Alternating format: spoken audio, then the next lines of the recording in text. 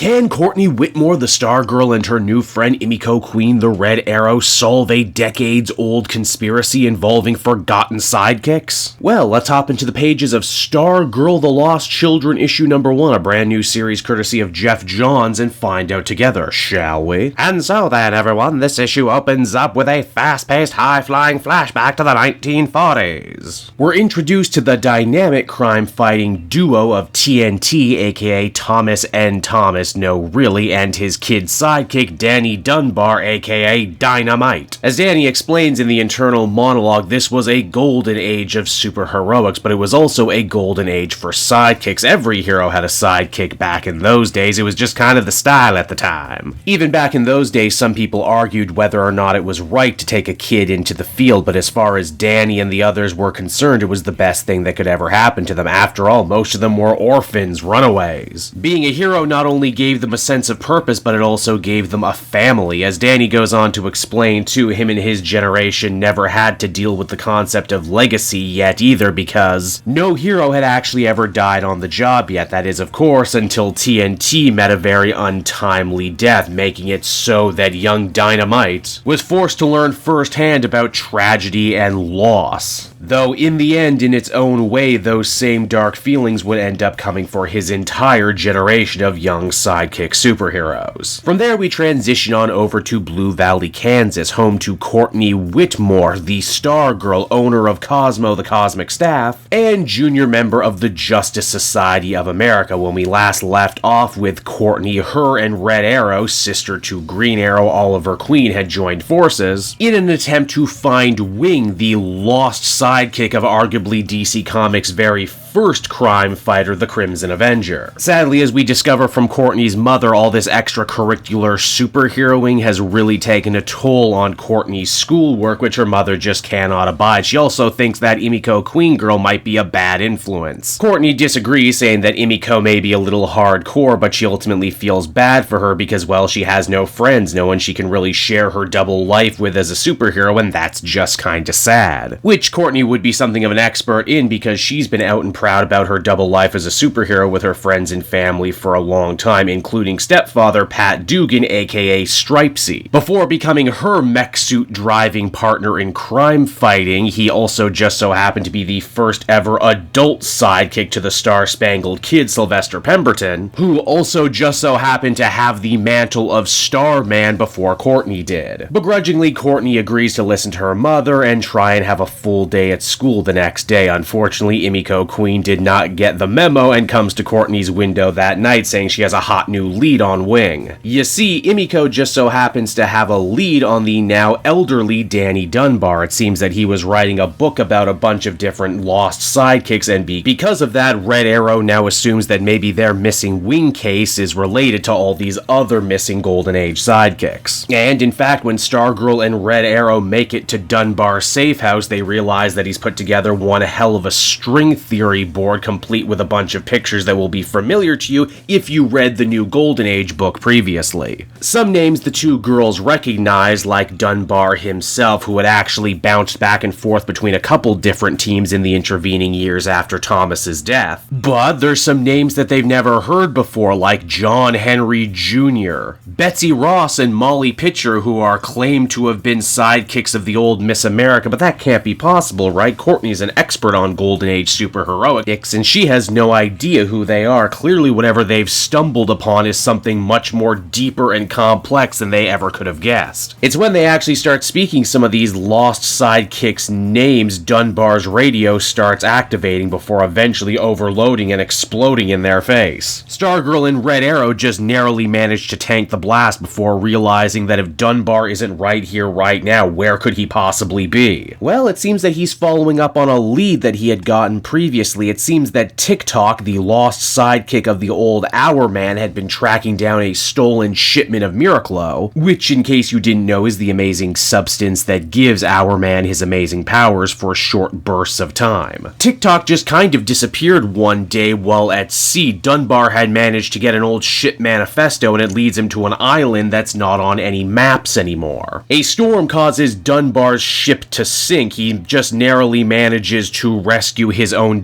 Dyna-Mite ring before eventually washing up on shore, where to his surprise, his youth has been returned to him. By all right, this should be a happy day, but a creepy voice just out of frame tells Dyna-Mite that he should never have come here as the comic comes to a close. And so that was Stargirl The Lost Children issue number 1, everybody, and overall I really enjoyed this one. Between this story, the new Golden Age, and Geoff Johns' upcoming JSA book, if you're a fan of Golden Age DC characters, then you're going to be eating really well for the next little bit. It's also just really nice to see Stargirl with a book again. She's really fun as a character, and her family dynamic has so much potential for future stories. It's a shame that DC is really only getting behind her now, after it's already been announced that this newest season of her TV show will be the last one. Bummer. I was worried too going into this issue because I hadn't read the previous Geoff Johns Stargirl special that I was going to be totally lost, but thankfully that's not the case. They do a really good job getting you up to speed on what you might have missed. If you really loved that Golden Age one-shot, and if you're excited for the JSA book, you should definitely read this too, because it looks like the events of these two series are going to be very deeply tied. Overall, I'd give this one a very positive 8 out of 10. It's a good time. When Geoff Johns is motivated and playing to his particular favorite niches, he does some really solid work, and that's what this is. Hey there everyone, it's your old pal Cave Jewel, and if you're seeing me right now, that means you watched to the end of the video, which I am very appreciative of.